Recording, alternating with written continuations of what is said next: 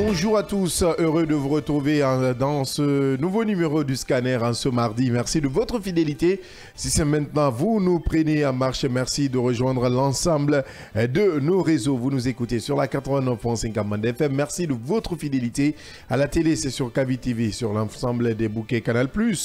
Et Star Times, merci de nous suivre via notre site d'information siaminfo.com, sur notre application mobile disponible sur Play Store et App Store, Kavi Media sur les réseaux sociaux, Kavi TV, groupe Kavi Media, Ganga RTV qui relaie aussi cette émission en direct à Mamou. Vous nous écoutez à la baie, pardon, vous nous écoutez sur Beta FM. Merci d'être à notre compagnie de ce côté. Au menu de ce matin, entre les travailleurs de l'OGP et leur directeur général, Mandian Sidibé, ce n'est plus la belle époque de 42 milliards de francs guinéens de recettes par an.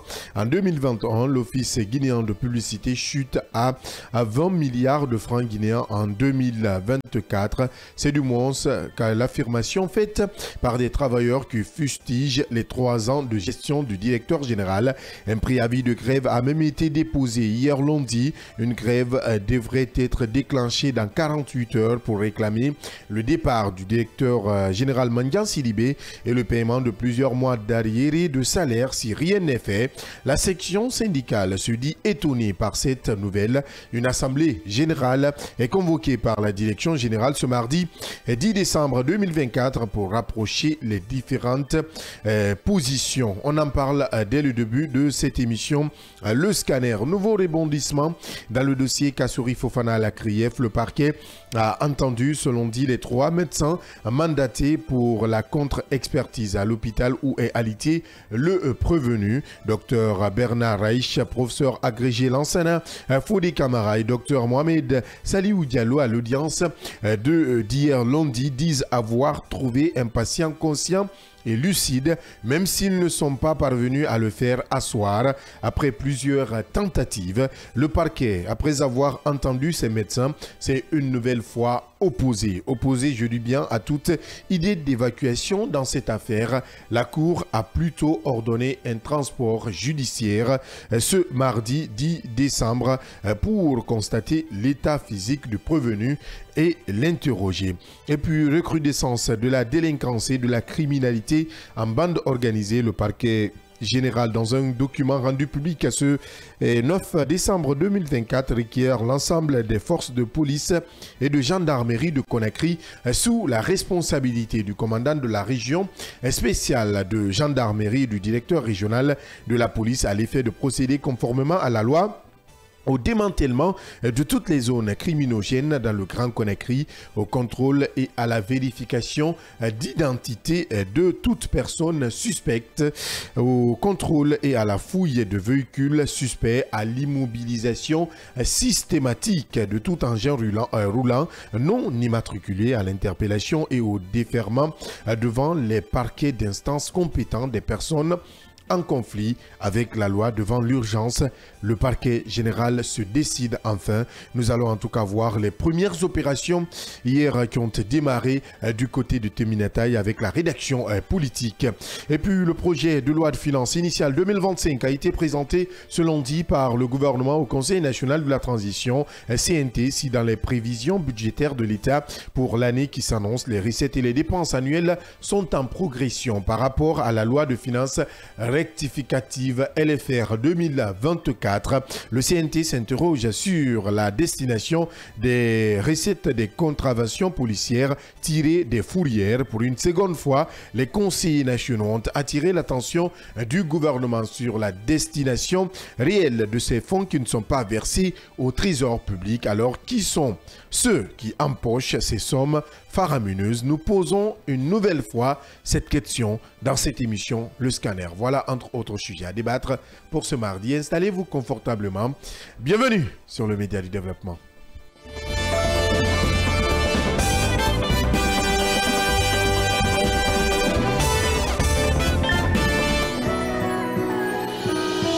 Dans un monde médiatique où seule la critique prospère, où les solutions sont voilées, le scanner de Kavi, comme la faucille du preux chevalier, écarte le rideau du nuage et laisse s'exprimer le soleil.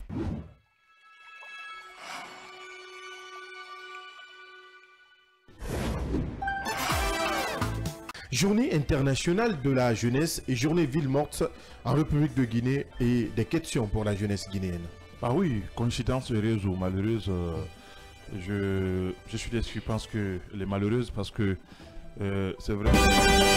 Vous faites bien de choisir Kavi Média pour être au cœur de l'actualité dans cette émission Le Scanner qui vous parvient du lundi au vendredi avec les débatteurs de chaque matin qui vous aident à comprendre les sujets inscrits à l'ordre du jour. Yaya Diallo à ma gauche, toujours. Bonjour, cher ami. Bonjour Abdallah, bonjour à tous. Bonjour, Mohamed Leba. Bonjour Abdallah, bonjour à tous. L'unique en son genre dans ce studio, hein, tu n'as pas de bague au doigt. Hein, je le rappelle pour les auditeurs et téléspectateurs. Ça viendra. Bonjour à Mohamed Ba, le PM. Bonjour Abdallah, bonjour à tous. Toujours à gauche, le gauchisme ou ceux qui sont horreur de voir la droite bien fonctionner dans un pays. Il faut toujours s'attendre à des mouvements comme ça. Voilà. Tu crées un débat qui n'existe pas. Hein? Bon, comment je ne sais pas de quoi il parle. Merci, ce matin. merci. Heureusement, lui, il a dit qu'il a un débat qui n'existe, qu'il ne veut pas en parler. Non, mais toi, il dit tu qu'il dis... n'existe pas. Le français est clair.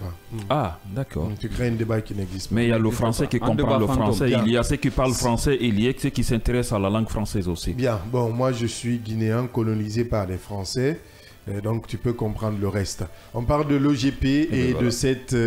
on va appeler de cette crève qui pointe à l'horizon, Mohamed Ba, le PM. Mais avant de vous donner la parole, on va aller avec... Hier, nous avons quand même eu, du côté de la radio, vous avez interrogé un des membres de ce mouvement de protestation.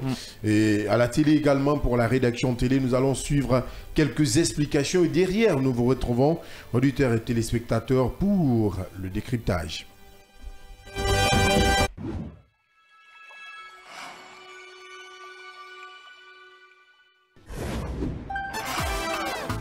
Journée internationale de la jeunesse et journée ville morte en République de Guinée et des questions pour la jeunesse guinéenne. Ah oui, coïncidence heureuse ou malheureuse, je suis déçu, je pense que les malheureuses parce que c'est vrai que la jeunesse guinéenne aujourd'hui occupe en tout cas à peu près 65%, 70% de la population générale guinéenne, ce qui nous amène à dire effectivement, elle doit se remettre en cause dans son ensemble pour pouvoir comprendre les enjeux qui l'attendent. La jeunesse et le numérique pour le développement durable. Donc c'était vraiment important qu'à l'occasion de cette journée, que toute la jeunesse guinéenne aussi... Depuis pratiquement 3 ans, l'OGP, la gestion de l'OGP ne s'inscrit pas dans la vision de la transition, dans la vision du CNRD. Parce que le CNRD a pour slogan le redressement, c'est-à-dire la croissance. Et à l'OGP, depuis 3 ans, c'est la régression. L'actuel DG a hérité de la direction de l'OGP. On était à un chiffre global de 42 milliards en 2021 lorsqu'il héritait de l'OGP. Donc, pratiquement, sans faire les éloges des anciens, des précédents DG qui se sont succédés, on sait, tout le monde le sait. M. Paul Moussa Diawara a pris l'OGP. Lorsque l'OGP avait un chiffre d'affaires de 2 milliards, entre 2 milliards et 3 milliards par an, on a travaillé avec lui, nous sommes allés jusqu'à 20 milliards lorsqu'il quittait l'OGP. Ça, c'était de façon officielle les recettes annuelles de l'OGP. Ce dernier a été succédé par M. Kati, Ibrahim Kati Kamara, qui a pris ensemble, nous avons œuvré et nous sommes quittés de 20 milliards à 42 milliards en décembre 2021 lorsque ce dernier quittait. Un collectif avait saisi le syndicat du ministère qui était venu la semaine passée le contacter. Il ne s'est pas gêné de dire que cette année, les recettes de l'OGP avoisinaient les 22 milliards et sur les 22 milliards, lui n'a eu à payer que 7 mois de salaire. Nous sommes passés le reste des montants. Si rien n'est fait, nous vous garantissons qu'en 2025, l'OGP ira en faillite. Et ce qui est de plus grave, les ressources de 2025 et de 2026 sont hypothéquées. Il y a eu des paiements anticipés auprès de certaines entreprises sur l'exercice de 2025.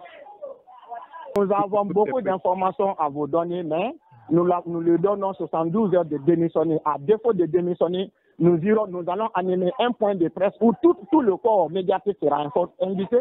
Quand ça déballe, vraiment ça va mal tourner.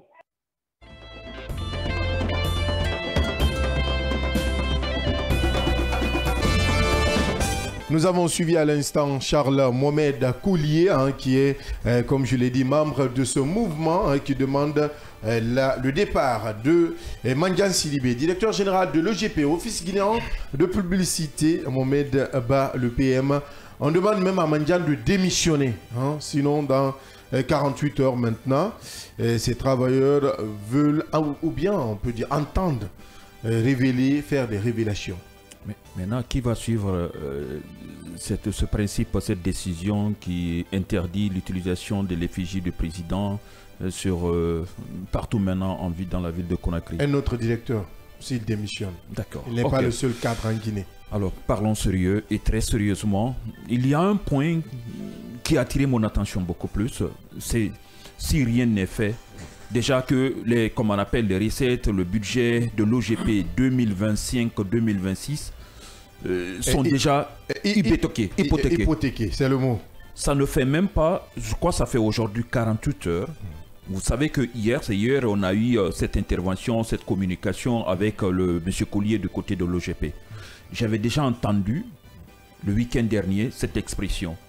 Parce que c'est déjà 2024 épuisé, 2025 épuisé. Quand on dit épuisé, c'est quoi? Prenons l'exemple sur les différents panneaux publicitaires que nous voyons un peu partout. Cela veut dire que déjà, l'OGP a consommé pour 2024. OGP a approché ses partenaires aussi par rapport à cette situation de récupérer de l'argent sur la publicité courante 2025. Donc, s'il dit hypothéqué, c'est pour dire que déjà ça va partir, la structure va partir en faillite et qu'il n'y a aucune possibilité de pouvoir espérer gagner de l'argent courant 2025 voire 2026 parce que déjà tout est déjà récupéré. Récupéré pourquoi? Dans quel cadre? Dans le fond, ça va être au compte de qui? On ne sait pas. Mais ce qui est en train de se passer, on se contente juste de ce qui a été dit à travers cette communication que nous avons eue avec cet employé de l'OGP, un doyen de l'OGP, parce qu'on l'entend dire qu'ils ont toujours attiré son attention, qu'ils ont grandi avec l'OGP, ils ont fait tout avec l'OGP, ils ont vu des responsables qui sont venus, les chiffres réalisés au niveau de l'OGP, au lieu que vraiment l'équipe de Mandian ou la direction actuelle, il faut le dire comme ça, la direction générale actuelle n'arrive à faire vraiment des prouesses afin de multiplier par 3, par 4. C'est le contraire, c'est en deçà de ce qui a été déjà réalisé depuis plusieurs années au niveau de l'OGP. Je pense que c'est très sérieux ce qui est en train de se passer du côté de l'OGP, parce que cette structure, vraiment, il y a eu un travail énorme qui avait été abattu par les précédents DG, il faut le souligner, parce qu'avant l'OGP ne représentait pas grand-chose. Cette structure ne mobilisait pas beaucoup, mais à partir d'un des responsables dont on ne veut pas faire la publicité d'une personne ici, ils ont pu décentraliser OGP de Conakry. Ça se trouvait d'abord au bureau central, mais aussi ça se retrouvait un peu partout dans les différentes communes avant qu'on ne commence à parler de l'intérieur du pays. Donc c'est de la mobilisation financière qui est en train de faire chaque année. Dire aujourd'hui qu'on ne paye pas, qu'on a du mal à payer les employés de cette structure, qu'on n'arrive plus à atteindre les budgets, comme on appelle, mobilisés, le fonds mobilisé par les anciens directeurs généraux, dans les différents directeurs généraux, pardon, c'est incompréhensible. C'est incompréhensible. Qu'est-ce qui s'est passé? Moi, personnellement, je parle avec hésitation, parce que je n'ai pas la version de Mandian. Tout ce qu'on a aujourd'hui, c'est ce que nous avons eu de la part de ces différentes personnes, parce qu'on a eu la chance d'avoir des images concernant il y a eu une réunion au niveau de l'OGP, mais on comprend, on n'a pas vu, d'abord on n'a pas eu la réaction du directeur général Mandian Sidibé par rapport à cette situation. Mais qu'à cela ne tienne. Mais son adjoint était présent, hein. C'est par rapport à leur communication. Est-ce que tout ce qui a été dit dans cette plateforme revendicative, est-ce que tout ce qui dénonce un problème de salaire, le budget déjà de 20 milliards, déjà, si on est à plus de 40 milliards, maintenant on parle de plus de 20 milliards, qu'est-ce qui s'est passé? L'écart là, est-ce que c'est vrai? Est-ce que réellement il confirme que ce qui a été dit par ses employés, c'est une réalité? Est-ce que c'est qu'on dit certains n'ont pas bénéficié de salaire depuis 3 mois, d'autres 6 mois? Est-ce que cela est vrai? Qu'est-ce qui s'est passé? Qui est en train de mettre le pied sur le salaire comme on appelle, de ses employés au niveau de l'OGP? Je crois que l'ensemble de tout ça mérite une explication. Mandian a l'obligation population dans les prochaines heures de pouvoir faire une communication liée à cela. Pas parce qu'il aura peur de démission, des manifestations de la part de ses collègues de service, mais permettre à la population, aux uns et aux autres, de comprendre. Est-ce que c'est vrai, le budget qui était là, ce qui a été mobilisé depuis 2021, 2022, 2023, aujourd'hui, et ce qui a été mobilisé sous le règne de Mamadi, comme on appelle, de Mandian Sidibé au niveau de la direction générale de l'EGP, est-ce que c'est vrai? Lui seul est mieux placé pour pouvoir nous dire vraiment que c'est vrai, ou le comptable au niveau de cette structure. Parce que ce qui est en train de se passer là, c'est incroyable. Ça fait combien de temps qu'on a commencé à parler ça fait même pas combien de temps, ça fait 24 heures ou 48 heures qu'on parle de dilapidation, de détournement, d'enrichissement illicite du côté des douanes guinéennes. Donc si ça trouve que tout ce qui est régie financière dans notre pays, ce sont de véritables trous, ce sont de véritables puits sans fin, je crois que ça devient compliqué. À peine on sort des douanes guinéennes, maintenant c'est un autre dossier qui tombe sur la table.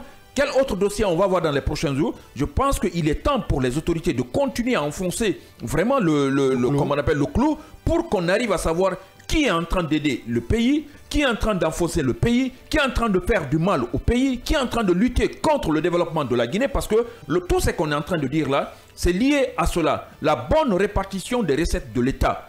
Ceux qui travaillent ont droit à un salaire avec des avantages comme on appelle, qui accompagnent.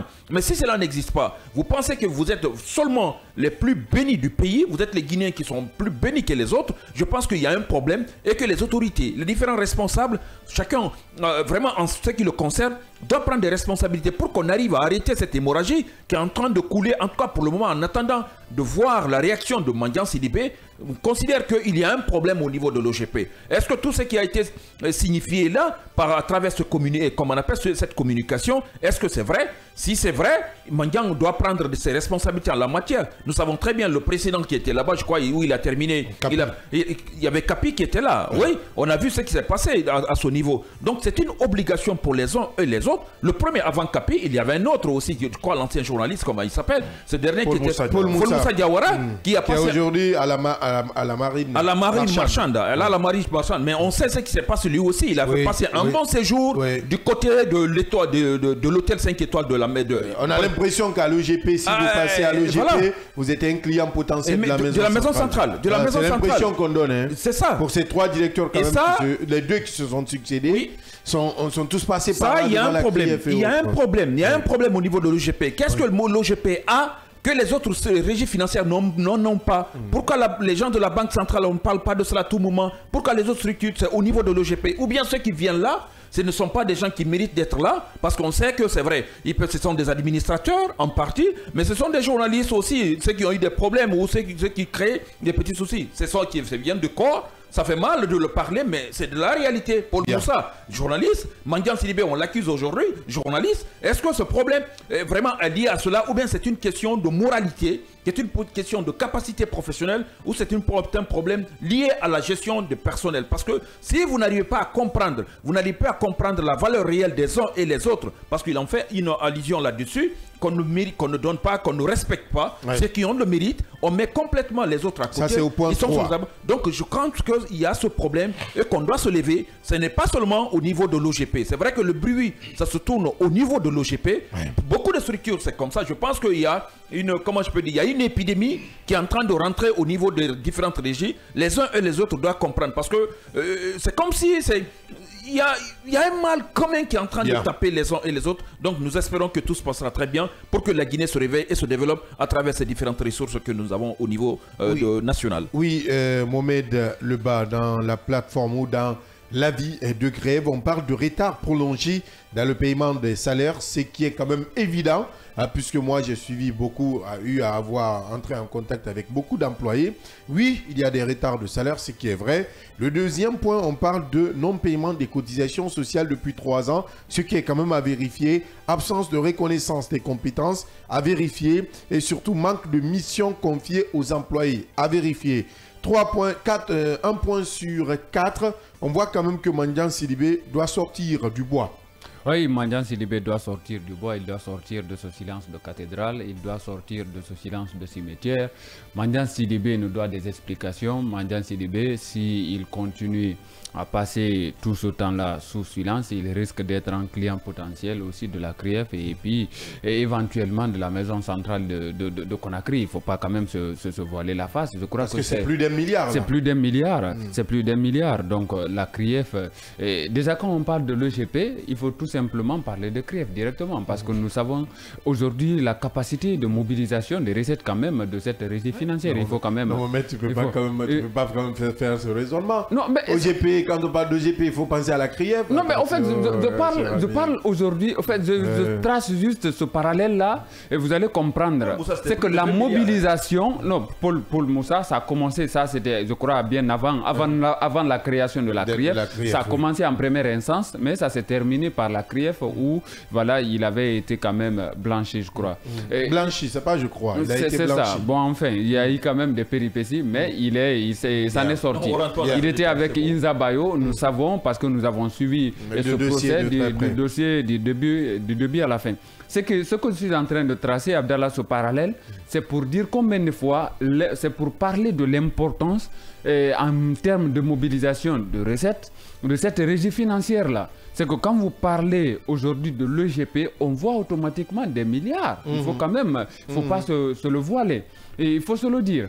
Parce qu'avec ces panneaux, panneaux publicitaires qui aujourd'hui quand même pourrissent la capitale, il faut quand même le dire que ce sont quand même... Il y a autre chose. Il y a bien autre chose. Il y a autre chose. Il y a autre chose. Et puis même au pluriel, il faut le dire. C'est pourquoi vous allez m'accepter que je trace quand même ce parallèle, ce pont qui lie, qui pourrait lier, disons, il faut mettre cela au conditionnel, qui pourrait lier l'OGP à la CRIEF et puis CRIEF. Voilà, maison centrale. De toutes les façons, tout se passe à Kaloum. Le triangle, il est là. Le triangle, il est là, tout se passe à Kaloum. Je crois que c'est le moment aujourd'hui pour le parquet quand même de la CRIEF d'ouvrir des informations judiciaires dans ce sens-là et pour savoir réellement ce qui s'est passé et qu'est-ce que cette régie financière aujourd'hui quand même court comme étant un risque parce qu'on parle d'un avenir presque hypothéqué. On parle de 2 ans. Là, c'est là le débat. C'est là le débat. En 2024, on peut comprendre de 42 milliards de recettes par an. Non, de 42 milliards de recettes par an à plus de 20 milliards de recettes, compréhensible parce qu'on peut dire que oui, on va donner la parole à Mandian Sidibé. Mais si il y a des employés qui sont de la boîte, comprenez, hein, ce n'est pas une dénonciation d'une autre personne. Ce sont des employés qui sont là. Et on me parle d'une vingtaine d'employés qui sont... Non, d'une centaine. Il y a 400 employés aujourd'hui selon Mandian, 300 selon ses employés, c'est-à-dire ce mouvement, 300. Mandian parle de 400. Il y a un problème à ce niveau aussi. Il y a ce que je veux dire. Il y a de l'emploi fictif. C'est ce que je vais te faire comprendre. C'est que ce mouvement parle de 300 employés. Pendant ce temps, le directeur général, selon la commission qui est passée voir Mandian, les retours qu'on a eu à travers Charles Mohamed Collier, oui, il y a 400 selon Mandian, 300 selon les employés. Bas Mohamed, il y a un problème de ce niveau. Il y a un véritable souci à ce niveau. Il y a un sérieux problème. Il y a un problème par rapport à tout cela. Concernant ces points évoqués, moi je vais prendre 2 points. En tout cas 2 points qui retiennent mon attention. Le premier point et le dernier point. C'est-à-dire par rapport au retard prolongé du paiement des salaires et le manque des missions quand même confiées aux employés. Qu'est-ce que ça veut dire? Ça veut tout simplement dire que ça ne travaille pas. C'est que si vous avez consommé tout ce que vous devez avoir, ça veut dire que vous ne pouvez pas avoir de mission. Parce que déjà, c'est comme si vous prenez une avance sur salaire. Vous attendez votre salaire, mais c'est que ça va tomber en chiffre, mais vous n'allez rien quand même percevoir, tout simplement parce que vous l'avez déjà mangé. Donc, Mandian Sidibé, on ne sait pas, est-ce que c'est une avance sur salaire qu'il a faite? Il faut aujourd'hui qu'on ait des explications par rapport à tout cela. Je crois que l'unique appareil aujourd'hui qui peut nous aider dans ce sens-là, je crois que c'est la CRIEF qui peut, peut-être jusque-là, il faut quand même se dire que la CRIEF pourrait voilà, se saisir de cette affaire-là et pour voir mieux clair dans cette situation. Cela risquerait de ressembler un peu à la situation aux douanes, parce que quand même on parle de détournement. Cela peut-être jusqu'à présent. C'est 700. Hein. C'est 700 parce que là on ne sait pas. Après là on parle de plusieurs années, de 2000, pardon, de 2021. 2022, 2023, 2024, 2025, 2026, ouais. Quand même, il suffit seulement de mettre le nez dedans pour savoir que c'est plus que ça. Il suffit seulement de s'intéresser à cette affaire-là. Ça risque d'exploser et de dépasser aujourd'hui, de battre le record des douanes. J'en suis sûr. J'en suis sûr. Parce que... Mais il a des choses, hein. Peut-être qu'il en sait des choses. Non, 700 milliards. J'en suis sûr. Tu en sais des choses alors sur cette affaire. Si vous regardez la capacité de mobilisation des recettes. C'est un EPA qui mobilise que 42 milliards par an. Donc on ne peut pas parler de 700 milliards. Dans la 42 milliards fois 5 déjà, ça ne fait pas 700 milliards. Fois 6, même 1000%. Si ça fait 200 et quelques milliards. D'accord, ce n'est pas petit ça. Oui, il faut voir clair dedans. Doucement. Parce qu'aujourd'hui, quand on parle de dégringolade, je crois que le mot s'y est pour décrire aujourd'hui la situation à l'OGP et il nous faut des explications. Il nous faut des explications. Il y a le coupable ou pas. Il y a une assemblée générale qui est convoquée par la direction générale ce mardi. C'est qu'il y a des choses à se dire à l'interne. Et le syndicat, on a vu cette sortie tardive du syndicat. J'ai eu de la migraine. Honnêtement, de la migraine. Où était ce syndicat pendant 4, 5, 6 mois? C'est là aussi, c'est une autre brèche. Écoutez, je pense que ce qui se passe au niveau de l'OGP doit pouvoir interpeller tout le monde quand il s'agit de Mandiang. Et par endroit aussi, ça n'étonnerait personne parce qu'on le sait, un an bien avant, un an après sa nomination, j'allais dire, au niveau de la tête de l'OGP, j'avais entendu des soupçons de scandale financier aussi au niveau de l'OGP. Autour de 17 milliards. Autour de 17 milliards. Ouais.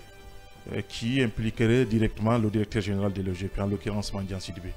Donc, si nous assistons aujourd'hui, je pense que Collier nous a fait l'historique, l'évolution en tout cas administrative et financière de l'OGP, où il parlait bien avant que Paul Moussa ne soit à la tête de l'OGP. L'OGP avait un chiffre d'affaires qui tournait autour de 2 milliards. Oui. Après, il s'est battu pour que l'OGP puisse quitter de 2 milliards à 20 milliards. Après, il a quitté. Lui aussi, nous savons ce qui pesait autour de lui.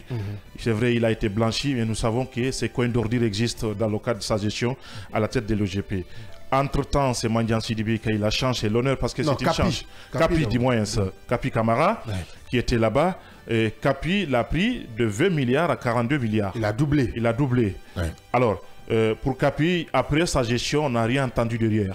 Il faut le préciser. Après, c'est M. Mandiang qui a eu la chance et l'honneur d'être nommé à la tête de l'OGP. L'Office guinéen de publicité, qui est un établissement public à caractère administratif, et plus loin, qui a une autonomie financière de gestion. Donc, c'est une particularité. Et c'est là où je trouve assez regrettable qu'on nous parle, disons, du retard de paiement de certains employés. De 3 mois à 6 mois, un tel EPA ne devrait pas quand même être confronté à un grand problème dans le cadre de la gestion. Je trouve cela absolument inadmissible et je ne pense pas, je n'arrive pas à comprendre comment on gère, disons, à un certain niveau, la gestion financière de l'OGP. Est-ce que le circuit est respecté à l'interne? Je n'en sais absolument rien, mais on le saura puisque déjà c'est un mouvement qui est déjà enclenché. Pour réclamer, entre autres, vous avez rappelé le retard de paiement de ce salaire-là, l'absence de paiement des cotisations sociales depuis plus de 3 ans. Ça, c'est depuis plus de 3 ans. Ça veut dire que c'est un manque de volonté affiché de la part du directeur général de l'OGP, s'il s'avère vrai. Il y a entre autres choses aussi le fait que les biens méritants ne sont pas, disons, placés à des fonctions. Ça aussi, c'est à discuter parce que est-ce qu'il appartient aussi aux employés de juger qui est méritant, qui est mauvais méritant, qui est moins méritant. Là aussi, je crois qu'on a besoin d'entendre le directeur général de l'OGP. Il y a eu des choses qui se sont passées au niveau de l'OGP. C'est vrai que l'explosion du brasier de Kaloum quand même avait touché directement l'OGP. Ça, c'est un aspect.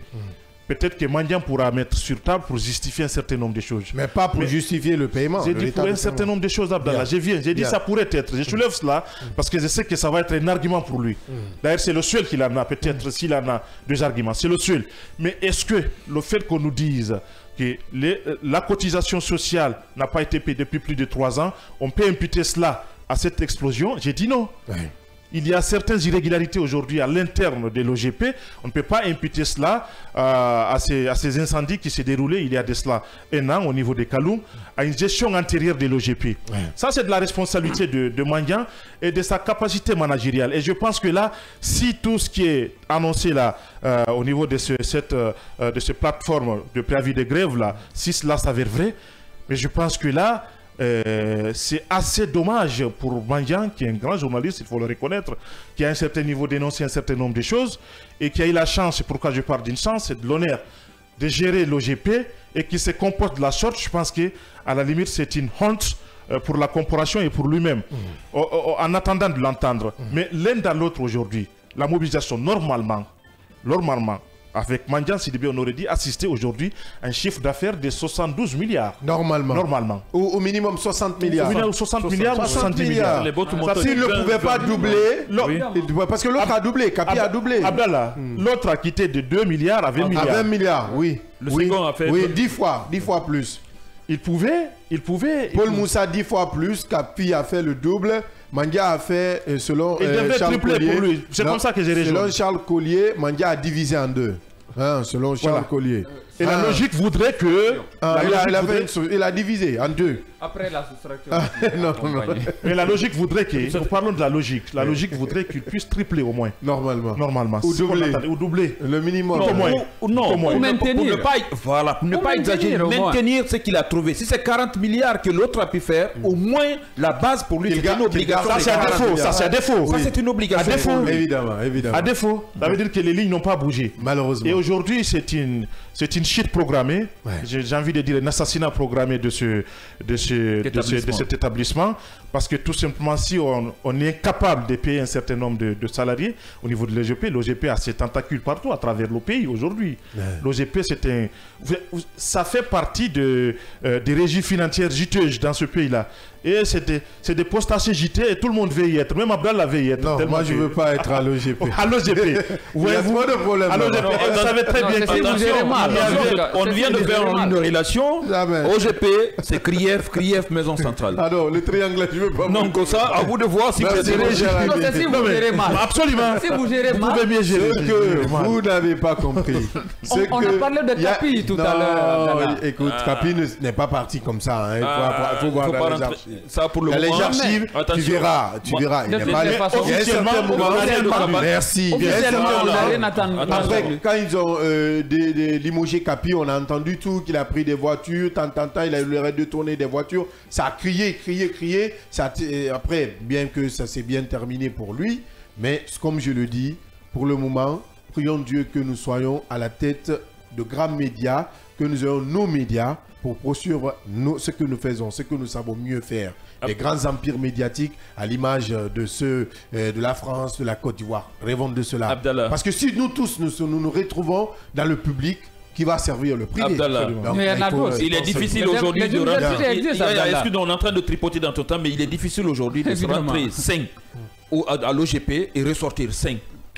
Ça, il est difficile de rentrer 5 et ressortir 5. Bien, donc il a compris. Donc pour le moment, prière, moi en tout cas, mon plus grand souhait, Diallo, c'est d'avoir une télé à l'image de France 24 en Guinée. Point. Allez, on y va. Absolument. On y va. À Coulissoro. Nous y arriverons. Oui, à Coulissoro. Un siège social à Bofa. Nous y arriverons. C'est mieux. On le souhaite vivement. C'est mieux. C'est le plus. Ce qu'il faut dire, c'est que certainement il y aura de l'espoir. Il y a de l'espoir déjà. Je le dis comme ça. Parce qu'on suppose que ceux qui ont quand même lancé ce préavis de grève-là, ce sont des gens, ils ont rappelé ici, ils le disent qu'ils maîtrisent mieux l'OGP qui est le directeur général, même si c'est à discuter, on comprendra, c'est en termes d'expérience. Je dirais mieux que lui, ils connaissent le circuit et tout ce qui s'ensuit. Ils disent vouloir révéler un certain nombre de choses liées à la gestion des Mandiang Sidibé, mais qu'il lui donne la chance, puisque c'est un ultimatum de 48 heures qui lui a été donné. Oui, ça c'est d'ici le jeudi, c'est-à-dire que le 12 ou le 13 décembre, faute d'une satisfaction de leurs revendications, ils vont procéder, disons, à une grève générale et illimitée au niveau de l'OGP. En attendant, et je pense que c'est assez pédagogique de leur part, le Premier ministre chef du gouvernement a été mis en copie. Le ministère de l'Information et de la Communication, qui est le ministère tutelle de l'OGP, a été mis en copie.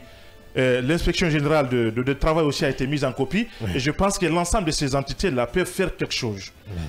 Ces différentes entités peuvent faire quelque chose, c'est-à-dire aller aller vers, j'allais dire, l'OGP. Pourquoi pas essayer de rabibocher les dépositions et voir clair dedans. Bien. Ça, c'est pour peut-être empêcher la tenue de cette grève-là en attendant qu'on puisse créer jeu et voir de quoi s'agit-il.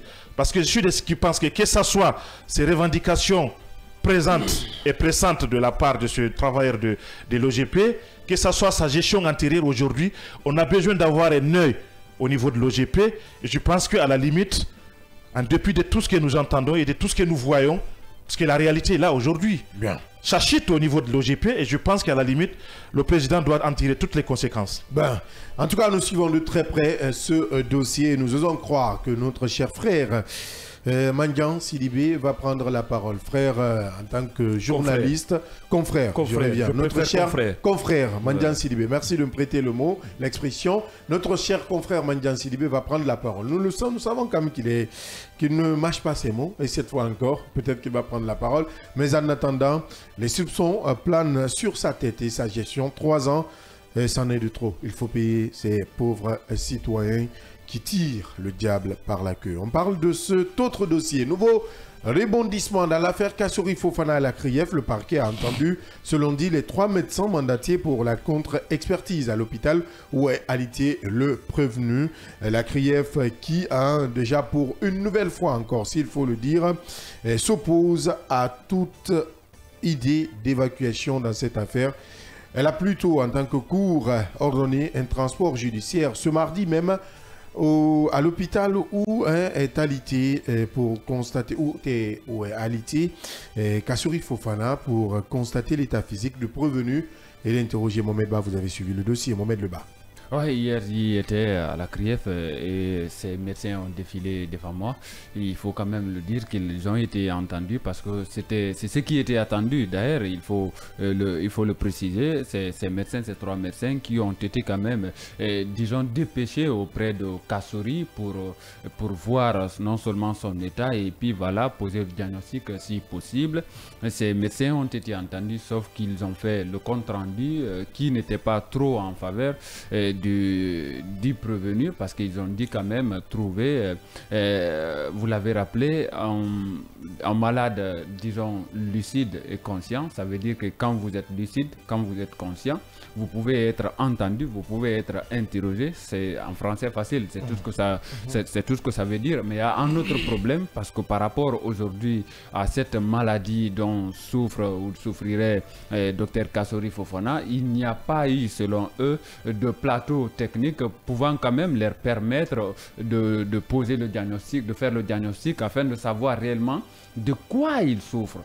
Donc c'est un véritable souci aujourd'hui, même si c'est quelque chose que les avocats quand même de Kassouri, c'est compréhensible de toute façon, n'aiment pas ou ne veulent pas entendre parce que eux, ils prennent... Ils dénoncent deux poids, 2 mesures parce qu'ils ont pris, il y a Maître Sidiki Berete, Maître Dina Sampil qui ont pris exemple sur le cas Michel Kamano et puis Oye Guilavogui qui ont quand même bénéficié de cette largesse, si on peut le dire enfin, de cette, oui bien sûr, de la CRIEF et qui leur a permis quand même de partir se faire soigner, même si aujourd'hui on sait, pour surtout ce qui est du cas de Michel Kamano qui a été condamné à 5 ans de prison. Et voilà, pour ce qui est de ces cas-là, est-ce qu'aujourd'hui la CRIEF va se permettre à nouveau c'est-à-dire d'accorder cette évacuation sanitaire à Dr Kassouri Fofana? Pour le moment, la CRIEF ne s'est pas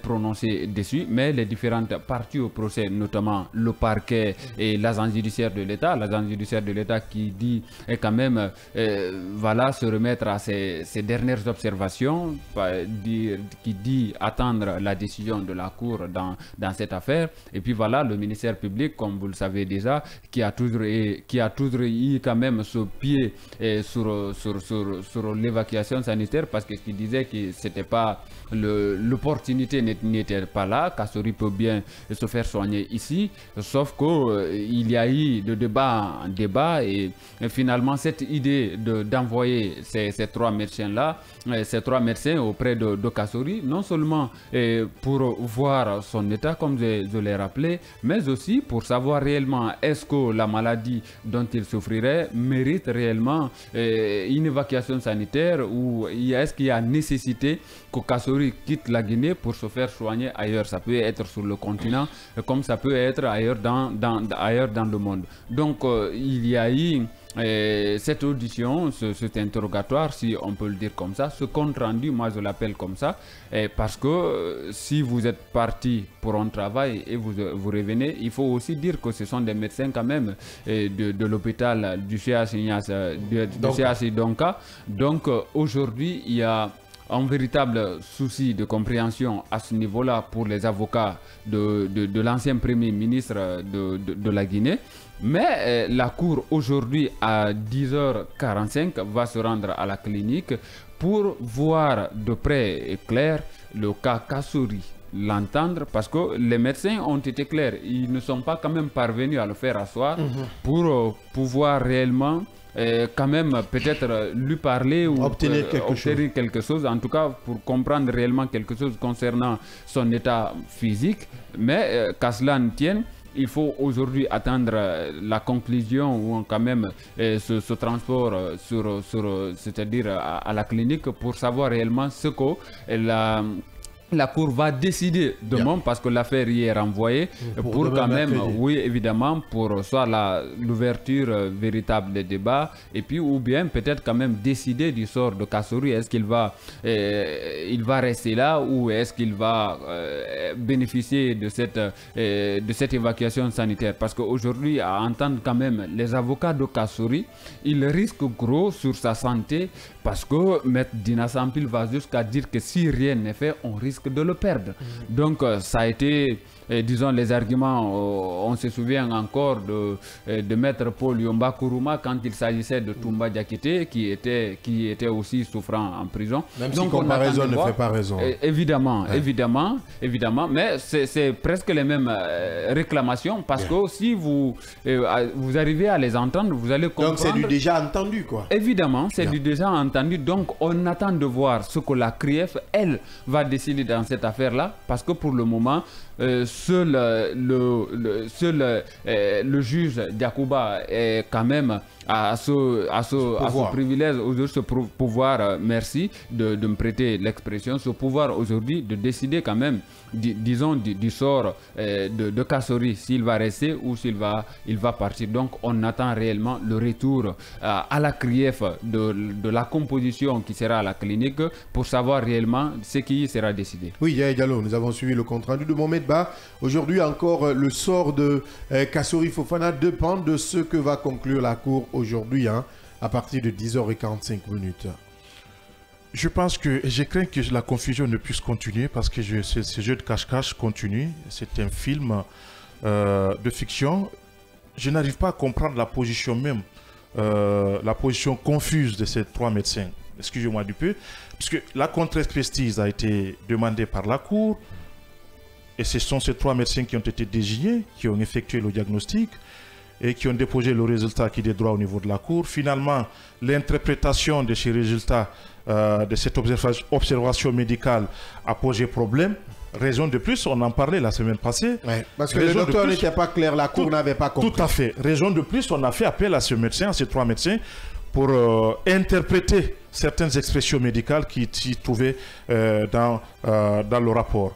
Alors, finalement, au lieu de répondre à cette question lancinante qu'on s'est posée et que la CRIEF s'est posée, celle qui consistait à dire où se retrouvent, où pourrons-nous retrouver naturellement ces centres dont on parle là. On n'a pas répondu à la question et c'est la question lancinante, c'est la véritable question qu'on devrait se poser.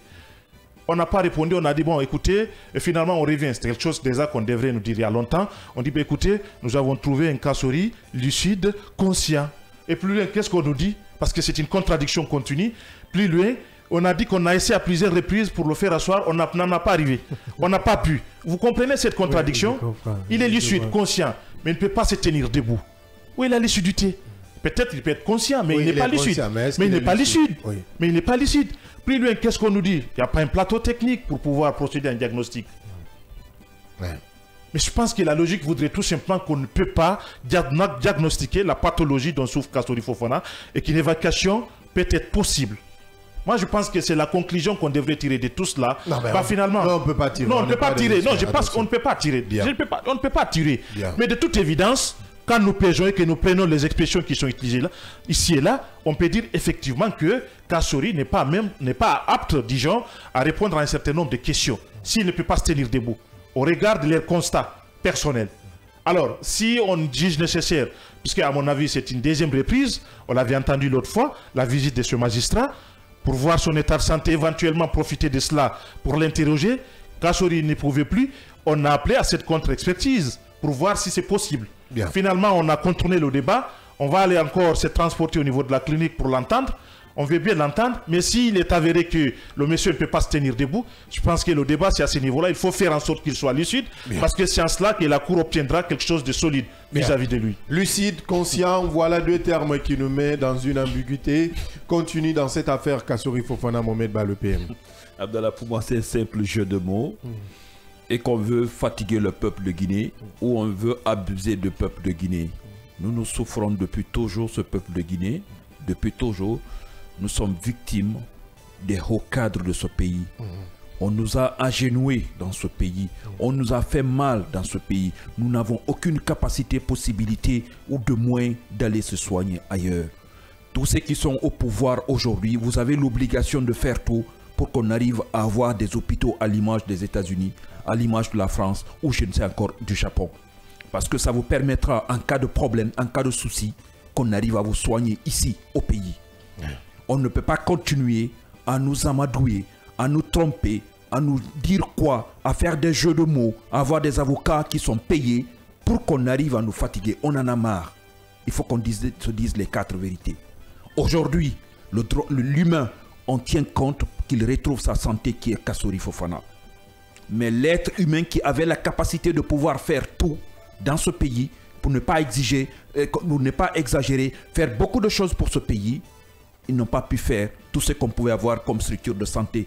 Donc, aujourd'hui dont on parle, une bonne partie, c'est pour les étrangers, c'est pour vraiment des structures au niveau international. Qu'on parle de lucidité parce qu'on ne peut pas s'asseoir, qu'on perd sa lucidité. Je ne suis pas médecin, je ne suis pas psychanalyste, je ne suis pas psychologue, mais je ne suis pas sûr de cette version. Je ne suis pas sûr et je ne suis pas prêt à l'accepter. Parce qu'on ne peut pas s'asseoir, qu'on ne peut pas se tenir debout, qu'on a perdu sa lucidité. Je ne sais pas quelle est la liaison qui existe. Ça existe dans les documents, dans les différentes déclarations de la part des avocats. On voit que leur client ne peut pas s'asseoir, qu'on a du mal à le lever même à l'adoucer. On ne peut pas le faire. Donc sa lucidité est menacée. Pour ne pas dire encore plus grave qu'il a perdu sa lucidité. Je ne crois pas à cette assertion. Là où il est, c'est qu'on a dit. Ma justice, la justice guinéenne, à travers la CRIEF, va essayer de déplacer vraiment des médecins, aller le voir là où il est couché, qu'on essaiera de constater et nous dire de visu, nous dire ce qui est réellement ce qu'on va faire, ce qu'on va retenir. Ce procès ne va pas continuer jusqu'à 1000 ans, 50 ans. Non, il faut qu'on passe à autre chose. On a beaucoup de choses. Il y a d'autres problèmes qui toquent à la porte de la CRIEF actuellement. La CRIEF a encore des clients. Il y a d'autres dossiers. On ne veut pas continuer à se pérenniser sur des sujets. Si on peut le juger à partir de son lit de malade, je ne vais pas me sentir trop cruel à la matière, mais le peuple de Guinée est trop résilient. Qu'est-ce qu'on n'a pas vécu dans ce pays? Qu'est-ce qu'on ne nous a pas fait dans ce pays? Qu'est-ce que nos dirigeants ne nous ont pas fait dans notre pays? Les gens qui étaient avec nous dans le quartier, qui sont devenus en un laps de temps, en un claquement de doigts, sont devenus des milliardaires, voire même en devises, en dollars. Et pendant ce temps, les autres continuent à broyer le noir. Qu'est-ce que nous avons mérité? Qu'est-ce qu'on a fait pour mériter cela? Qu'on arrive à nous sortir de cette situation. La CRIEF n'a qu'à prendre une décision. C'est vraiment une juridiction étatique de l'État guinéen, qu'on arrête vraiment de nous tromper. Je suis sur ce plan de vraiment faire tout pour ne pas qu'on accorde ce déplacement, cette évacuation sanitaire, comme on appelle, à Kassory. C'est tout à fait normal. J'arrive à comprendre, à me mettre à la place de la CRIEF, j'arrive à comprendre. Où est aujourd'hui Kamano? Michel Kamano est où? Personne ne peut vous dire il est parti. Est-ce que réellement son état de santé s'est amélioré? Est-ce que ça ne s'est pas amélioré? Est-ce que ça t'a aggravé? Oyegui-Lavogui, la même chose, bien sûr. Ouais. Il n'y a pas ceux qui n'ont pas fait pour qu'ils reviennent. Non, ils ne sont pas revenus. Mais ils vont continuer vraiment à ouvrir la porte pour les uns et les autres. On va essayer de le juger là où il est et prendre les décisions qui peuvent aller avec. Parce que ce qu'on a dit, on a parlé de détournement, on a parlé de blanchiment d'argent, d'enrichissement illicite. Bon sang de bon Dieu. Sur le dos de qui? Du peuple de Guinée, bon sang de bon Dieu. On veut être humain, on veut le comprendre, mais qu'on paye, qu'on nous donne, qu'on nous restitue ce qu'on a. Que vous soyez Paul ou Pierre, si vous prenez quelque chose qui ne vous appartient pas, qui appartient au peuple de Guinée, vous avez l'obligation vraiment de rendre pour qu'on arrive à développer ce pays. Parce qu'on ne peut pas développer ce pays avec vraiment des gens qui continuent à s'enrichir et faire des alliés, comme on appelle, de détournement qui n'en valent même pas la peine. C'est déjà compris, hein, le coup de gueule de Mohamed Ba ce matin, le PM. On va aller avec quelques réactions d'auditeurs et de téléspectateurs avant de poursuivre avec les autres sujets à l'ordre du jour. Bonjour ma radio du développement et de l'entrepreneuriat et de l'information, écrit-il. Limpide, la gestion catastrophique et malsaine de Mandian plonge l'OGP dans un gouffre financier au vu du ministère de tutelle qui pouvait empêcher cet état de fait, car gouverner, c'est prévoir. Mais hélas, le laxisme a atteint son paroxysme dans notre pays. Votre ambassadeur, Mohamed Papi, depuis Tanene Bouramaya. Merci pour la fidélité. Hein. Aujourd'hui, il n'est pas de bonne humeur, Capi. Bonjour ma radio, je suis Ali Radafi Kamara depuis Bessia-Port Abdallah. Je ne vois personne dans ce gouvernement qui peut faire de la population sauf... Qu'est-ce qu'il dit, hein? Non, hein? Je ne vais pas te mettre dans ça, mon cher ami. Hein? Ali Radafi, je ne ferai pas de promotion de ministre ici. Hein? Moi, je lis des SMS. Bonjour, mes chers journalistes. Laissez-moi vous dire que les novices ne peuvent pas gérer les régies financières. Mandian n'a qu'à donner des explications par rapport à tout ce qu'on dit autour de lui. Et, Allah, ma Guinée me fait pitié, car le mérite n'est pas récompensé dans ce pays. Bref, la justice n'a qu'à réagir pour le bien de cette nation. Que Dieu sauve la Guinée et les Guinéens. Mando depuis Daboundi. Bonjour ma radio, Kavi Média, je pense bien que mon général avait raison de faire jurer les gens. Tous qui ont juré sans respecter leur serment seront mis aux arrêts. Autre chose arrive, beaucoup de têtes vont tomber. Suivez mon regard, merci mon général. La Guinée en marche. Sila Ruchek depuis Bessia. Encore un autre Sila. Hein. Bonjour mes idoles en Guinée, ce sont les mêmes choses qui reviennent chaque fois chez nous. Si c'est pas détournement, c'est enlèvement ou meurtre. Où va la Guinée? Pourtant les pays qui se développent actuellement, nous les dépassons. Qu'est-ce qui ne va pas? Ou c'est une malédiction qui joue sur nous? Moi, c'est Nyangana Noël Kolomou depuis Lansanaya à Barrage. Merci depuis Lansanaya à Barrage. Bonjour le scanner, c'est monsieur Touré Hadi depuis Dabondi 2. Ah, Mandian, une grande déception si cela s'avère pour la corporation. Il est le détonateur de l'affiche des photos du PRG. Il met le feu, puis il active, il joue aux pompiers. Quelle honte pour lui. Hein? Allez, hein. Pour le moment, ça ne s'avère pas. Il est accusé, il n'est pas coupable. Bonjour Kavi Média, la 89.5, la meilleure des radios. L'écoute est super ce matin. Du côté de la BPMG, félicitations pour les explications signées Ibrahim Assouri, Iso Kamara. Iso, notre Iso à nous. Bonjour Kavi Média, chaque jour on se réveille avec des dossiers qui n'honorent pas le pays. C'est vraiment dommage, mais moi je pense que quelle que soit la contestation, le directeur général de l'OGP ne va pas démissionner car il en aura des gros soutiens derrière. C'est Barry Ibrahima depuis Symphonie AT7. Qui t'a dit ça, Barry? On verra si la justice se sert, en tout cas, prend le dossier en main. Bonjour la radio du développement. Monsieur Mandian Sidibé était un grand journaliste. Il avait toujours dénoncé la mauvaise gestion. S'il est avéré vrai de ce qu'on lui reproche, quelle honte. Qui pour sauver ce pays? C'est Tigane de Himbaya. Qui pour sauver, on a déjà le général Mamadi Doumbouya et peut-être un autre qui est en gestation si les élections sont organisées. Bonjour mes chers journalistes, c'est Amadou Gouldé depuis Kipé. Pour le cas de Mandian Sidibé, c'est très dommage car lorsqu'il était à la radio Planète, celui qui critiquait la gestion des gens ici aujourd'hui, lui aussi il est tombé dans ce trou. Vous savez, j'ai toujours dit que le temps est le meilleur juge. Oui, le temps est le meilleur juge. Bonjour ma radio, vraiment que Allah vous donne longue vie, vraiment. Merci, cher ami. Salam à vous et salam à mes parents de Dalaba, Dintinjambouri, Adankama, dans mon village natal. C'est vrai, ça fait plus de 3 mois, les travailleurs de l'EGP n'ont pas perçu leur salaire. Mandia n'a qu'à les payer. Il a l'argent car il roule dans un véhicule qui coûte 500 millions. Mamadou Alpha, ça, ce n'est pas ton problème. Honnêtement, ce jeune, il a encore des choses à dire. La CRIEF n'a qu'à... Allez, il faut faire attention, Gambouria. Pour le moment, il faut faire très attention. Calme-toi, mon cher ami, ce matin. Hein? Il faut te calmer, jeune. Bonjour, les grands journalistes. Je profite de l'occasion pour saluer mes parents. C'est ce qu'on a vu comme ça à l'OGP. C'est ça le feu. Mais la fumée reste. C'est la vérité qui va triompher, Inch'Allah. Dans un secours, le pneumatique, toujours continuez avec vos différents SMS sur le plus 224 629 95 67 deux fois. Bonjour, Kavi. Nous n'allons pas à la va-vite. Vous savez, il est très difficile de réveiller celui qui ne dort pas. C'est le cas de Kassouri Fofana Ibrahima, lui, Kamano, depuis Kountia. La justice va se saisir du dossier Kassouri. Nous n'allons pas aller vite en besoin parce qu'à 10h45, un transport judiciaire est prévu de ce côté. Autre sujet, hein, un autre message. Bonjour. On dit bonjour cher confrère Kaba qui nous dit on ne peut pas juger quelqu'un s'il n'est pas en bon état. Oui, on le sait. On ne peut pas juger. C'est pourquoi il y a un transport judiciaire, cher ami Kaba. Hein? C'est compris. Vous êtes sur un dossier très complexe. Écoutons la version du DG. Je sais bien. Abdallah rentre en contact avec lui. Il est journaliste comme vous. Je sais qu'il va accepter.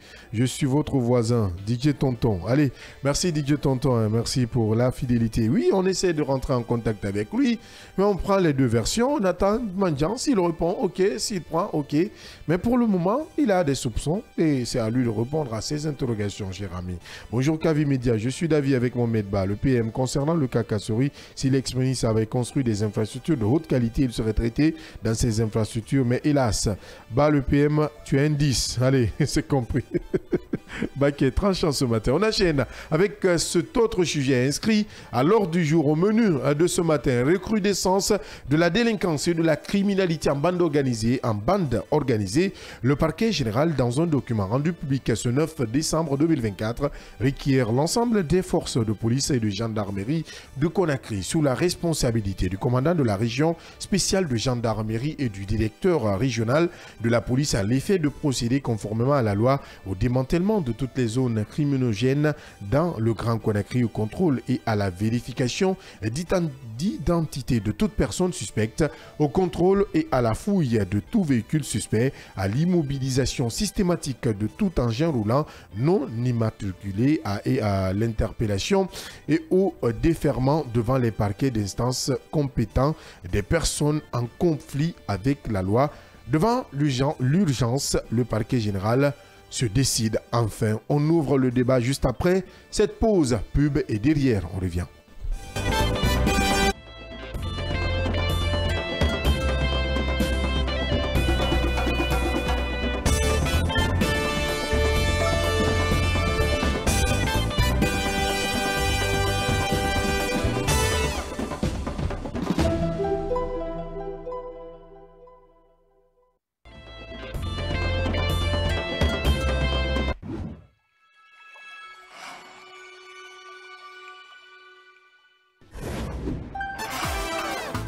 Journée internationale de la jeunesse et journée ville morte en République de Guinée et des questions pour la jeunesse guinéenne. Ah oui, coïncidence heureuse ou malheureuse, je suis déçu, je pense que les malheureuses parce que c'est vrai que la jeunesse guinéenne aujourd'hui occupe en tout cas à peu près 65%, 70% de la population générale guinéenne, ce qui nous amène à dire effectivement, elle doit se remettre en cause dans son ensemble pour pouvoir comprendre les enjeux qui l'attendent. La jeunesse et le numérique pour le développement durable. Donc c'était vraiment important qu'à l'occasion de cette journée, que toute la jeunesse guinéenne aussi se mouve. Au port de Teminataï, pas de place pour les nids de bandits. Les bulldozers descendent les abris susceptibles. L'opération est supervisée par une mission conduite par le ministre de l'Urbanisme, de l'Habitat et de récupération des domaines spoliés de l'État. Ce qui est déplorable, bon nombre de ces personnes installées ici n'ont aucune activité en lien avec l'activité de pêche au niveau de ces ports. Ils n'ont aucune activité avec la gendarmerie, ni avec la police, ni avec le ministère de l'Habitat. C'est des petits délinquants qui viennent s'installer, ils font la vente et la consommation de plusieurs types de drogues, mais également la complicité avec des associations de malfaiteurs pour aller opérer des attaques et venir se réfugier au niveau de ces installations portuaires. Même si le ministre soutient que l'information pour libérer les lieux était passée, l'opération semble avoir surpris les occupants du port de pêche. Des poissons sur du sable, un hangar de fumage en feu, les pêcheurs et les femmes fumeuses pleurent leurs efforts et leurs économies détruites, à l'image de Fatoumata Kamara et Garey Nyabali qui dénoncent la méthode. Ils nous ont dit au préalable qu'ils n'enlèveront que les cabarets et non nos fumoirs. J'avais 22 cartons de poissons dans le réfrigérateur pour le fumage et certains étaient déjà sur du feu. La valeur va jusqu'à 4 millions. Tout a été détruit. Je n'ai plus rien pour rembourser. Je n'ai rien fait. Ils ont dit d'enlever les bagages. Moi, je leur ai dit, attendez, on va enlever les bagages. Mais faites doucement. Faites doucement parce que les bagages sont trop. Les bagages sont nombreux. Comment est-ce qu'on peut enlever les bagages en un clin d'œil? L'idéal, selon les autorités, est d'offrir aux femmes un espace sécurisé permettant l'exercice des activités de pêche artisanale et de le valoriser. L'opération va se poursuivre et s'étendra sur les autres ports de pêche artisanale du littoral du Grand Conakry à l'intérieur du pays.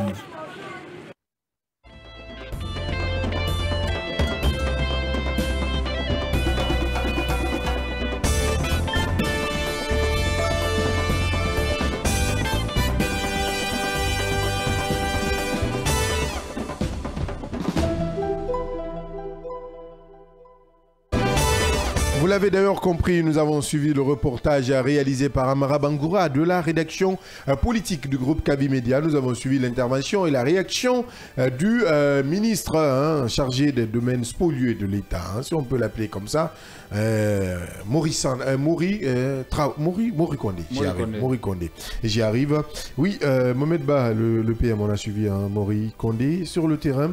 Avant même cette sortie du parquet, on voit que le ministre avait anticipé ou il avait déjà même reçu des instructions. Oui, il fallait mettre la forme. Je crois que c'est ce qui s'est passé avec au niveau des autorités supérieures, au niveau de Teminata, où le procureur général Fallou Doumbouya s'est prononcé là-dessus hier sur la télévision nationale pour nous dire un peu que vraiment il est temps pour les autorités, tant du côté de la police que de la gendarmerie nationale, de se mettre à la disposition de l'État pour pouvoir lutter contre ce problème majeur que nous avons aujourd'hui, qui n'est autre que de grand banditisme, y compris dans cette décision. On a parlé aussi même de l'immigration de passage, parce que le départ à l'immigration le plus souvent, c'est que ça se passe au niveau des ports. Je me demandais, est-ce que ça avait sa place? Parce que là, je n'ai pas compris.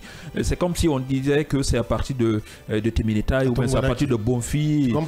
Tu comprends bien, Sousou? Non, ça, on a mis ça dedans, mais bon, voilà. Mais de toute façon, le grand banditisme, quand même, les nids de bandits, et ça existe partout à Conakry aujourd'hui, surtout au niveau des débarcadères, et où on a des jeunes ressortissants, beaucoup de ressortissants des autres pays de la sous-région. On ne va pas indiquer un seul pays là en la matière, y compris des Guinéens aussi, parce que c'est une réalité que nous vivons, et que cela devrait nous permettre, ce différent démantèlement de toutes les zones criminogènes dans le Grand Conakry devrait permettre aux Guinéens de pouvoir vivre en paix. On parlait hier en aparté, Abdallah et moi, parlant des motards, certains types de motos qui sont enlevés dans certaines localités aujourd'hui.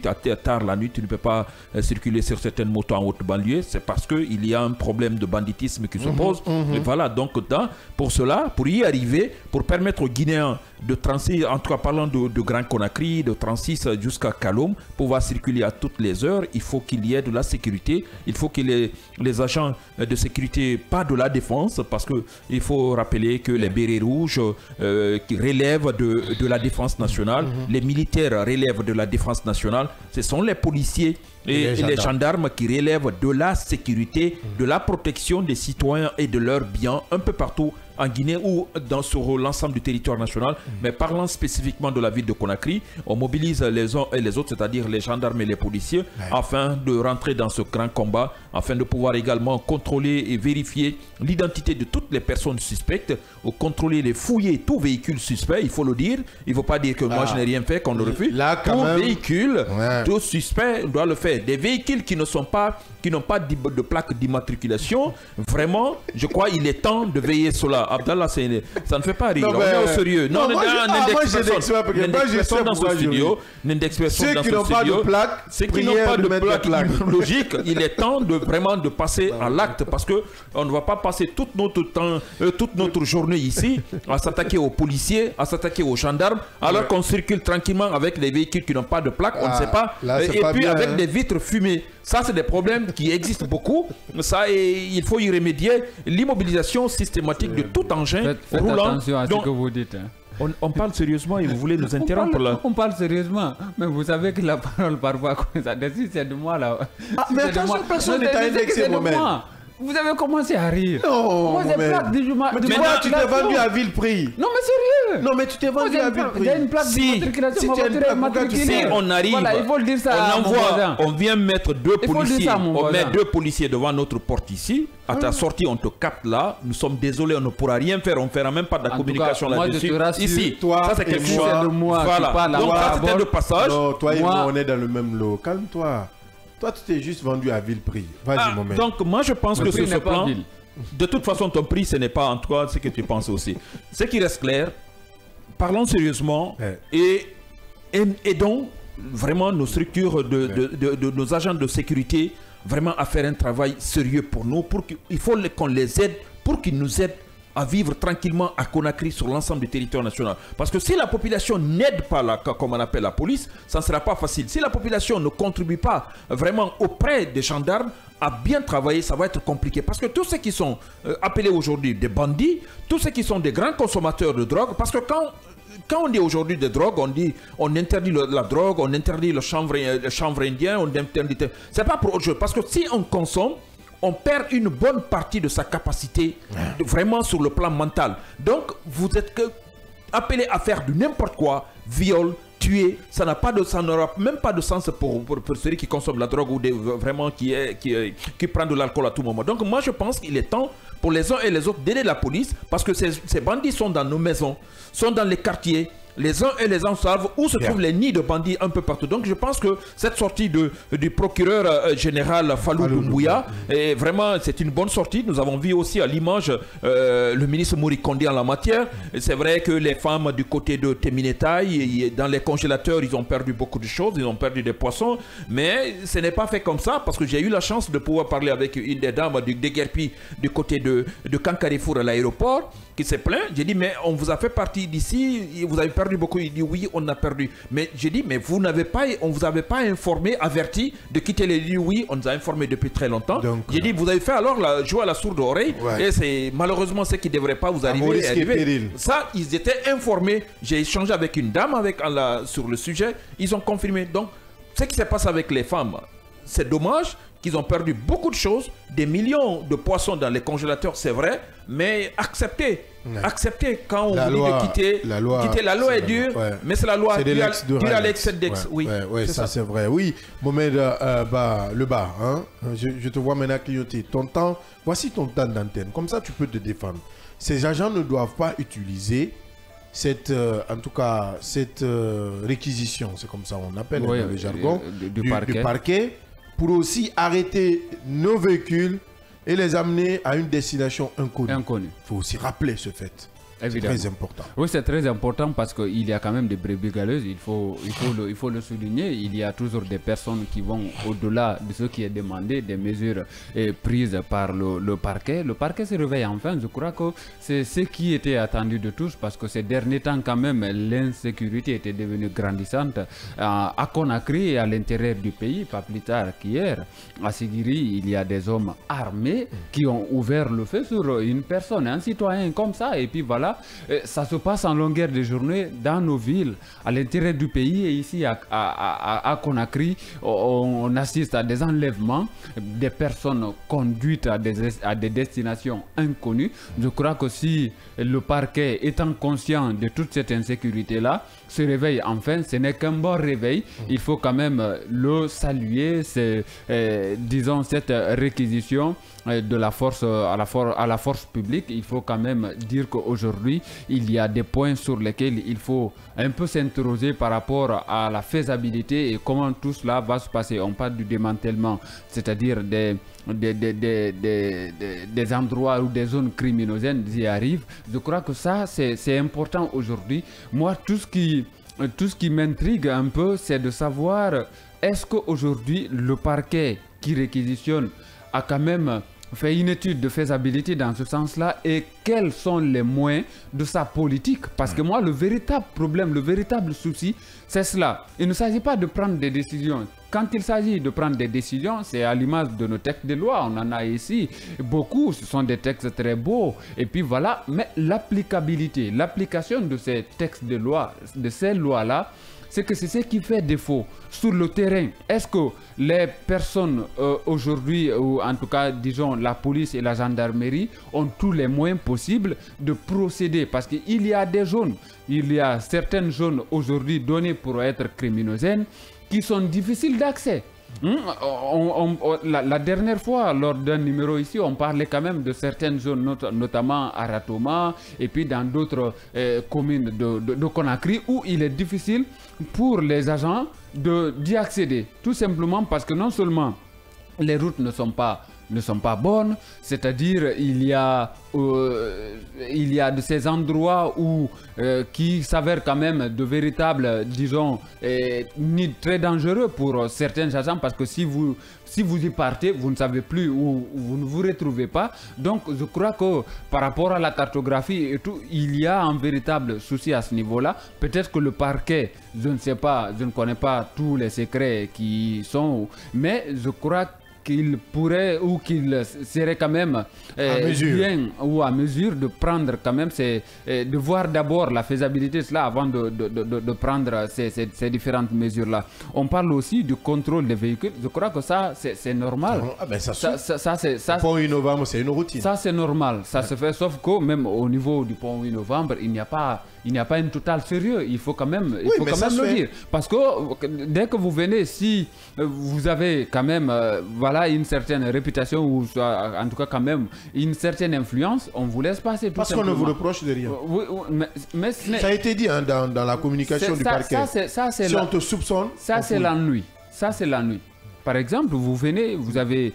c'est normal. C'est normal si vous n'êtes pas soupçonné de quelque chose, vous n'êtes pas suspecté. Vous savez quand même des belles voitures influencent les agents de santé. Évidemment, mais les personnes, imaginez. Ça c'est grave alors. Des belles voitures, quand vous êtes dans de belles voitures, je suis dans la circulation, je suis en race campagne tout le moment, mais vous êtes dans une belle voiture, des 4x4 climatisés ou de ne sais pas des hybrides, mais on vous laisse passer.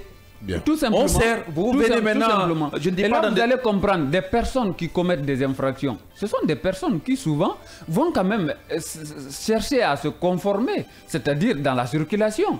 Difficilement pour ces personnes-là, ou en tout cas quand même ces présumés bandits ou ces bandits de circuler sans plaque d'immatriculation. Parce que si vous circulez d'abord sans plaque d'immatriculation, vous êtes suspecté, donc ça veut dire tout simplement qu'il y a un risque sur votre mission.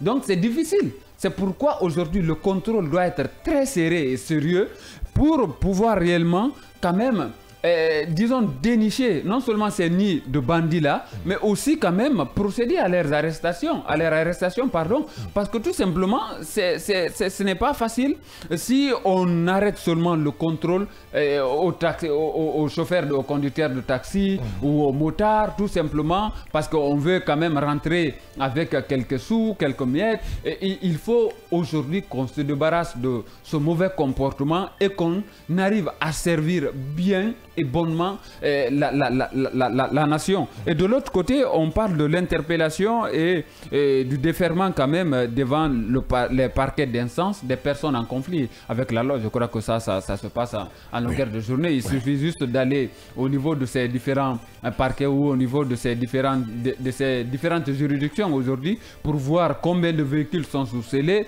et combien de personnes sont jugées. Et quand même pour des affaires comme ça ou des personnes qui sont en conflit avec la loi, il faut quand même se dire par rapport au premier point et au premier point et au deuxième point, il y a véritablement, disons, il faut quand même saluer cette mesure-là. Mais les autres points, je crois que c'est quelque chose c'est du déjà vu. Il faut juste renforcer la vigilance de ce côté pour nous permettre réellement de combattre, de lutter contre cette insécurité qui devient de plus en plus grandissante. Oui, il y a Diallo, de nouvelles mesures, cette fois du parquet, pour combattre l'insécurité et le grand banditisme. Absolument, c'est quelque chose de très fondamental, d'où le chevauchement entre la sortie du parquet et les actions des entreprises par le ministère de l'Habitat, de l'Urbanisme, mais aussi le gouverneur de la ville de Conakry, parce que le communiqué a été lu le vendredi passé sur la RTG. Il est interdit à un certain nombre des occupants, notamment les domaines publics maritimes. Vous savez, les débarcadères, quand on parle de cela, c'est naturellement à ce niveau-là. Et il y a des nids de bandits qui s'y trouvent où il y a toutes sortes de trafics. Parce que dans le communiqué aussi, on parle de trafic de migrants à travers les zones maritimes. Donc, ça veut dire que c'est une situation assez inquiétante si de telles choses peuvent s'effectuer. Et je pense qu'il y a là un port qu'on appelle Bouchoura. J'ai jeté un coup d'œil. Là, tu touches à la plaie. Je n'arrivais pas à pouvoir y rester au regard de certains... Parce que je voyais des visages que je ne pouvais pas supporter, face auxquels je ne pouvais pas résister. C'est-à-dire que vous voyez que c'est des gens... C'est une favela. C'est des gens qui ressemblent à des humains, mais ce ne sont pas des humains en réalité. Ah bon? Oui, oui. C'est des zombies alors. C'est des zombies. Puis c'est à la limite des zombies, ou des zombies tout simplement. Et je pense que c'est fondamental aujourd'hui qu'on essaie de revoir cela, cette situation dans notre pays ici. De l'autre côté, on veut nettoyer les installations portières, c'est bien, c'est le rôle du ministère de l'Habitat, de l'Urbanisme. Il faut les stationnements anarchiques qu'on essaie de faire, les épaves de certains véhicules qui se trouvent le long des routes, il faut les dégager. C'est fondamental, nous sommes dans une ville, il faut y veiller. Le grand banditisme qui se trouve aujourd'hui dans notre pays ici, absolument indescriptible. C'est pourquoi beaucoup de personnes se posent la question, comment se fait-il que, sous un régime de transition et de surcroît de militaires, que ce banditisme devienne de plus en plus grandissant. C'est un fait. Un commandant d'une BAC me le disait, qu'il y a de ces zones-là où ils n'osent pas y passer. Ils n'osent pas s'y aventurer. Ils n'osent pas. S'y aventurer même. Ils n'osent pas. Et ça veut dire que c'est un problème. Puisque ce sont des unités... Mais c'est grave. C'est grave. Je te dis, c'est plus grave encore. Pas brigade anticriminalité ne peut pas rentrer dans ces localités. Dans certains zones. C'est pourquoi je vous dis, on est dans quel état? On est dans quel état? Et il m'avait dit, monsieur, si vous contestez ce que je suis en train de vous dire ici, allez-y, je vous indique le lien, essayez d'y passer. Mais on vous interpelle là, qui vous êtes. Oui. Allez ici, en allant vers Kakimbo, ici, là où se trouvent les hôtels chinois, là. Oui, entre les tours, la tour du maire. Allez-y vers là-bas. Mais on a un petit état là, dans un état là. Vous ne pouvez pas y passer. C'est des zones de non-droit. Mais les gaz lacrymogènes qu'on jette un peu partout ailleurs, si on les utilise là-bas, 1500 gaz lacrymogènes là-bas, au niveau, ça ne peut pas les faire sortir. Absolument. Quand même. À Demoudoula, ici, on a connu des gangs ici qui, à un certain niveau, prenaient tout le monde, le quartier en otage. Et je pense qu'on l'avait dit ici, à force de nous répéter, l'État est en train de faillir de sa mission régalienne, celle qui consiste à maintenir l'ordre public. Et on ne peut maintenir l'ordre public quand on a cette capacité dissuasive à un certain niveau. C'est ça l'État. Ce sont ces appareils répressifs. Si l'État vous dit à travers ses dépositaires de la force publique, la gendarmerie, la police, à la limite l'armée, qu'il y a des zones là, nous on n'ose pas y aller, mais qu'est-ce qu'on devient? Là c'est grave. Parce que c'est une réquisition. Et c'est lui, dangereux. il a rappelé, c'est au regard de la loi, l'article 42 de la Code de procédure pénale, 41 du Code de procédure pénale, qu'il doit pouvoir, disons, procéder à une réquisition via les commandants de la gendarmerie régionale, mais aussi le directeur régional de la gendarmerie, de la police nationale. Donc c'est une unité mixte qui doit pouvoir mettre, disons, en branle contre la criminalité qui est grandissante dans notre pays ici. Et la criminalité, elle a pris une autre ampleur. Elle a ses racines, elle a ses causes. Je pense qu'il faut s'attaquer à ces causes-là. C'est la consommation effrénée de la drogue aujourd'hui, toutes sortes de drogues. On essaie et quand on continue à consommer cela, et cette simplicité aujourd'hui qui a donné à des jeunes gens de se livrer à la consommation de ces différents stupéfiants-là. Je pense que c'est là où il faut couper complètement la racine, éventuellement voir ces dinosaures qui sont dedans il y a longtemps à travers ce débarcadère-là, voir qu'est-ce qui s'y passe. Qu'est-ce qui s'y passe réellement? On parle là de trafic de migrants. Quand on parle de trafic de migrants, c'est des trafics humains dont on parle là. Bien. On ne parle pas de trafic de drogue. Donc je pense qu'à un certain niveau, il faut que l'État puisse prendre sa responsabilité. On est dans un État, c'est en cela qu'on parle de la violence légitime de l'État. Quand on a en face de délinquants, l'État doit pouvoir se faire sentir. Et je pense que c'est seul l'État qui a cette responsabilité. Il faut que l'État puisse s'approprier de sa responsabilité. En tout cas, prenez tout ce que nous disons ici en compte parce que vous le savez que c'est la vérité. Nous vivons aussi dans ces quartiers et nous sommes au courant de ces réalités. Que l'État prenne ses responsabilités. C'est tout ce que nous demandons parce que nous payons des taxes et nous comptons sur le CNRD à la tête du pays. Dernier sujet, le projet de loi de finances initiale 2025 a été présenté selon dit par le gouvernement au Conseil national de la transition, CNT. Si dans les prévisions budgétaires de l'État pour l'année qui s'annonce, les recettes et les dépenses annuelles sont en progression par rapport à la loi de finances rectificative LFR 2024, le CNT s'interroge une fois encore sur la destination des contraventions policières tirées des fourrières.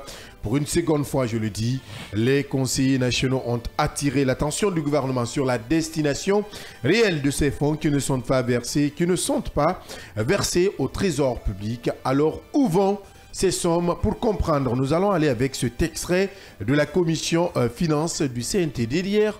On revient pour le décryptage. Le jeudi à 10h, la commission de défense, paix et sécurité et la commission du plan des affaires financières et du contrôle budgétaire reçoivent le ministre de la Sécurité et de la Protection civile, Madame la gouverneure de la ville de Conakry, le directeur général du Trésor et le directeur général du budget. Comme vous le savez, depuis 2022, nous constatons souvent qu'il y a des montages des véhicules et les citoyens payent souvent 300 000 francs ou 360 000 francs. Nous avons reçu le ministère de la Sécurité, on n'a pas eu de suite, selon en tout cas la commission de défense. La commission des lois a reçu l'OMATD sur la question, nous n'avons aucune idée sur la destination de ces catégories de recettes.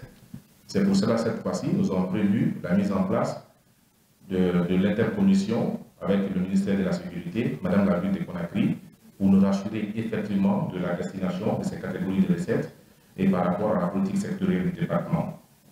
Le même jour, jeudi à 10h, la commission de loi reçoit la Cour suprême.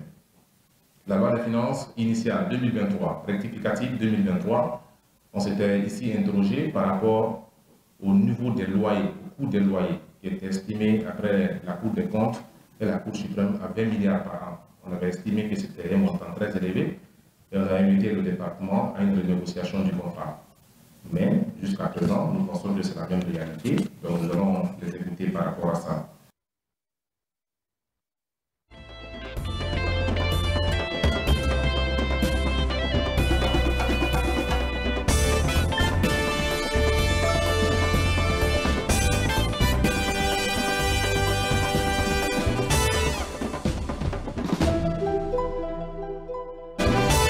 Voilà qui est bien dit par le CNT et nous l'avons écouté, nous ne ferons que décrypter ce qui a été dit.